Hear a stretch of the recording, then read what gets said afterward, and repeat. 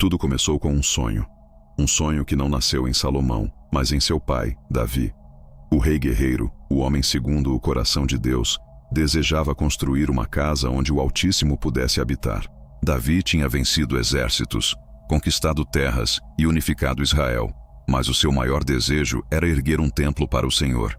No entanto, Deus lhe disse: Tu não edificarás casa ao meu nome, porque és homem de guerra e derramaste muito sangue.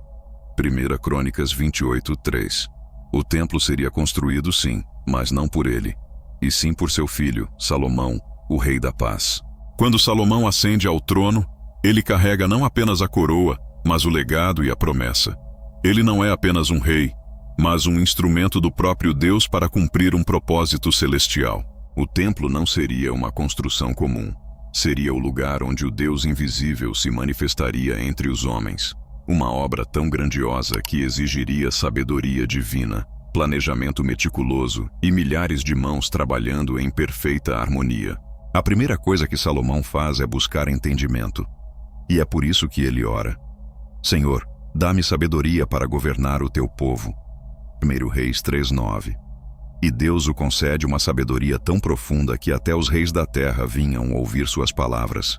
Essa sabedoria seria o alicerce não apenas do seu reinado, mas do próprio templo. Porque o templo não seria erguido apenas com pedra e ouro, mas com sabedoria, reverência e temor do Senhor. Salomão, então, envia mensageiros ao rei Hirão de Tiro, pedindo madeira de cedro do Líbano, as árvores mais nobres, perfumadas e duráveis da região. Em troca, ele oferece alimento, azeite e trigo para os trabalhadores fenícios. Era uma parceria divina e estratégica. Milhares de homens começaram a cortar os cedros nas montanhas, enquanto outros os transportavam pelo mar, em grandes jangadas, até o porto de Jope. De lá, as toras seriam levadas até Jerusalém. Enquanto isso, em Israel, o som do trabalho começava a ecoar. 70.000 homens carregavam os materiais, 80.000 cortavam pedras nas pedreiras e 3.600 supervisores coordenavam toda a obra. Era uma sinfonia de força e fé. Homens simples, mas escolhidos, moldavam pedras que jamais seriam vistas, pois muitas delas seriam colocadas nas fundações. E ainda assim, cada uma delas tinha propósito. Cada golpe do cinzel era um ato de adoração. Mas havia um detalhe impressionante. O templo seria construído de forma silenciosa. A Bíblia diz que as pedras eram preparadas nas pedreiras, de maneira que, quando foram trazidas para o templo, não se ouviu martelo, nem machado, nem nenhum outro instrumento de ferro durante a construção. 1 Reis 6:7. Isso mostra que o templo do Senhor não seria edificado com barulho humano, mas com ordem divina. Tudo o que era forjado no secreto das pedreiras seria encaixado perfeitamente, como se cada pedra já soubesse o seu lugar. Imagine essa cena. Homens nas montanhas moldando pedras gigantes com precisão milimétrica, sabendo que talvez nunca veriam o resultado final do que estavam construindo. Mas eles continuavam, dia após dia, porque acreditavam que estavam edificando algo eterno. Essa é a essência do templo.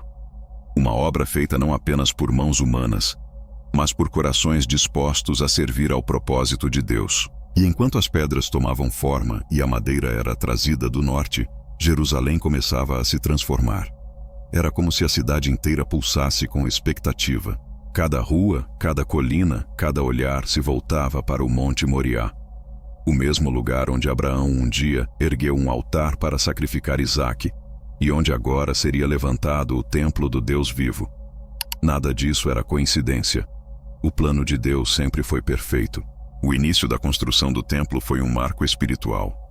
Homens, ricos e pobres, sacerdotes e construtores, todos trabalhavam com reverência. O suor daqueles que erguiam as pedras misturava-se com lágrimas de gratidão, porque sabiam, não estavam apenas construindo um prédio, mas um trono para a presença de Deus. O templo seria o coração pulsante de Israel, o ponto de ligação entre o céu e a terra. E assim, pedra sobre pedra, madeira sobre madeira, o sonho de Davi começava a se tornar realidade pelas mãos de seu filho, e o próprio céu parecia observar cada detalhe, porque aquele não era apenas um projeto arquitetônico, Era uma aliança sendo esculpida na história da humanidade. O templo começava a erguer-se diante dos olhos do povo, e cada dia que passava, algo sagrado tomava forma sobre o Monte Moriá. O som distante dos homens trabalhando nas pedreiras se misturava com o cântico dos levitas que entoavam salmos enquanto transportavam as pedras. Era uma cena que unia o suor humano e a glória divina. Salomão havia organizado tudo com sabedoria. Cada trabalhador, cada função, cada detalhe. Nada era feito de forma aleatória, porque tudo o que é feito para Deus exige excelência. Os construtores acordavam antes do nascer do sol. Eram homens de diversas tribos, cada um com sua habilidade. Alguns talhavam as pedras com precisão quase sobrenatural. Outros cortavam a madeira e ajustavam as vigas. Outros trabalhavam com ouro e bronze, forjando os utensílios sagrados. O trabalho era árduo. O calor do deserto queimava a pele. Mas havia um senso de propósito em cada olhar. Eles sabiam que estavam construindo algo que não seria esquecido por gerações. As pedras vinham prontas das pedreiras, perfeitamente encaixadas, sem ruído de martelo. A cada bloco erguido, a estrutura ganhava forma. Paredes que refletiam o brilho do sol. Colunas que pareciam tocar o céu. O silêncio da obra era reverente, como se o próprio monte soubesse que ali habitaria a presença do Altíssimo. Os levitas passavam entre os trabalhadores recitando passagens da Torá, lembrando a todos que aquele templo não era apenas para Israel, mas para o Deus que criou o universo. Enquanto isso, dentro dos pátios reais, artesãos habilidosos moldavam o ouro e a prata que adornariam o interior do templo. Hiram, o artesão vindo de Tiro, homem sábio e cheio de talento, foi chamado para criar as colunas de bronze chamadas Jaquim e Boaz, símbolos de firmeza e estabilidade.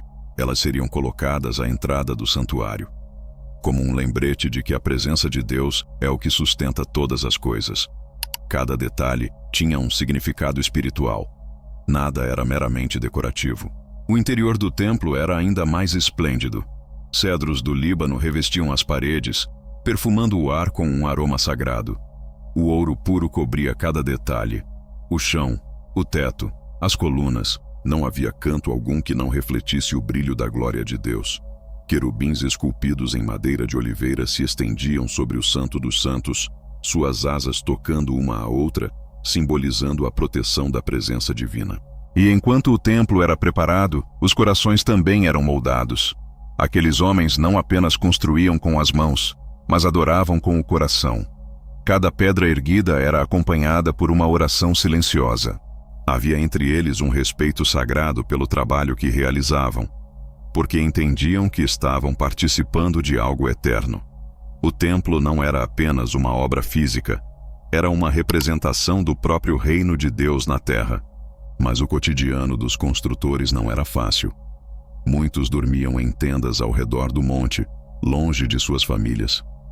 Suas roupas se cobriam de pó, suas mãos sangravam com o esforço, e mesmo assim, eles não reclamavam, porque havia um brilho em seus olhos, o brilho de quem sabia que estava servindo ao Rei dos Reis. O cansaço físico era sustentado por uma força espiritual. E quando o sol se punha e o templo reluzia em tons dourados sob a luz do entardecer, eles olhavam para o que haviam feito e sabiam: vale a pena. Os sacerdotes também participavam, supervisionando os utensílios sagrados: o altar, a bacia de bronze, as lâmpadas, as mesas e o incenso. Tudo tinha proporções exatas, instruções que Deus havia dado a Davi e que agora Salomão cumpria fielmente. Era como se o céu e a terra estivessem cooperando. Cada ordem era seguida à risca, pois o templo era o símbolo da aliança entre Deus e o seu povo. E assim, o que antes era apenas um monte de pedras começou a se tornar o lugar mais santo da terra. A glória de Israel se erguia diante dos olhos do mundo. O ouro refletia o sol, mas o verdadeiro brilho vinha da presença de Deus que se aproximava a cada etapa concluída. O Templo de Salomão não era apenas uma construção majestosa, era uma mensagem eterna. O Senhor habita entre aqueles que o honram. Depois de anos de trabalho intenso, de suor, oração e devoção, o impossível se tornou real. O grande templo estava pronto. Erguia-se majestoso sobre o Monte Moriá, o mesmo lugar onde Abraão quase sacrificou Isaque. Agora, sobre aquele solo sagrado, estava a casa do Deus vivo. Diante de seus portões dourados, o povo se reunia em reverência, admirando cada detalhe da obra que refletia a glória do Criador. O Templo de Salomão não era apenas uma construção. Era uma mensagem esculpida em ouro, pedra e fé. A Arca da Aliança, símbolo máximo da presença de Deus, foi trazida com honra e solenidade. Os sacerdotes, vestidos de linho puro, caminharam lentamente em direção ao Santo dos Santos. O som das trombetas ecoava por Jerusalém, e os levitas cantavam com força, porque o Senhor é bom, e a sua misericórdia dura para sempre. 2 Crônicas 5:13. O povo se prostrava, chorava e adorava. Aquela não era apenas uma cerimônia, era o momento em que o céu se encontrava com a terra. E então, algo indescritível aconteceu. A Bíblia diz que, quando os sacerdotes saíram do santuário, a glória do Senhor encheu o templo. Uma nuvem espessa desceu do alto, e o fogo de Deus consumiu o sacrifício no altar. Os sacerdotes não puderam permanecer ali, pois a presença do Senhor era tão forte que ninguém conseguia ficar de pé. O próprio Deus havia descido para habitar entre os homens. Era o selo divino, a confirmação celestial de que o templo era santo. Salomão, tomado por temor e emoção, se ajoelha diante de todo o povo e ergue uma das orações mais profundas da Bíblia. Ele reconhece que o céu dos céus não pode conter o Senhor, e ainda assim, Deus escolheu habitar naquele lugar. Ele ora pedindo que os olhos do Senhor estejam sempre voltados para o templo e que todo aquele que orar ali, seja israelita ou estrangeiro, seja ouvido pelo Altíssimo. Naquele instante, o templo se tornou mais do que um símbolo nacional. Tornou-se o ponto de encontro entre a humanidade e o Criador.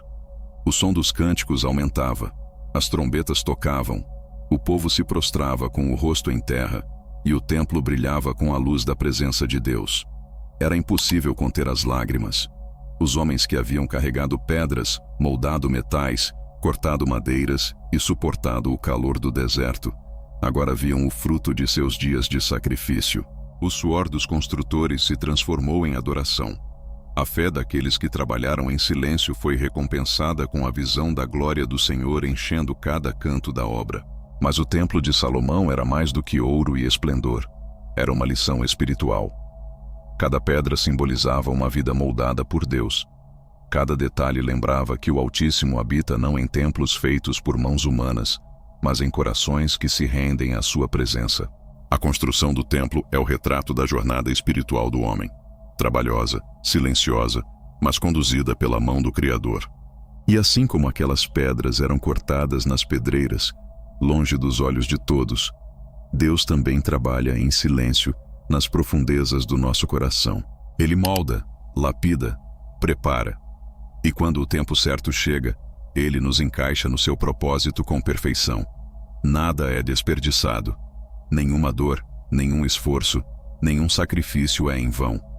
Cada detalhe da obra de Deus tem um significado eterno. Salomão sabia que toda aquela grandiosidade seria inútil se a presença de Deus não estivesse ali.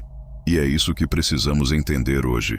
O verdadeiro templo não é feito de pedra nem de ouro, mas de entrega. É quando o coração do homem se torna o altar que o fogo de Deus desce novamente. O Templo de Salomão foi a prova de que o Senhor deseja habitar entre os homens. E através de Jesus Cristo, Ele fez de cada um de nós a sua morada. O esplendor do templo pode ter sido destruído ao longo dos séculos, mas o propósito de Deus permanece o mesmo: habitar em corações restaurados. O verdadeiro ouro do templo é a fé, e o verdadeiro altar é o arrependimento.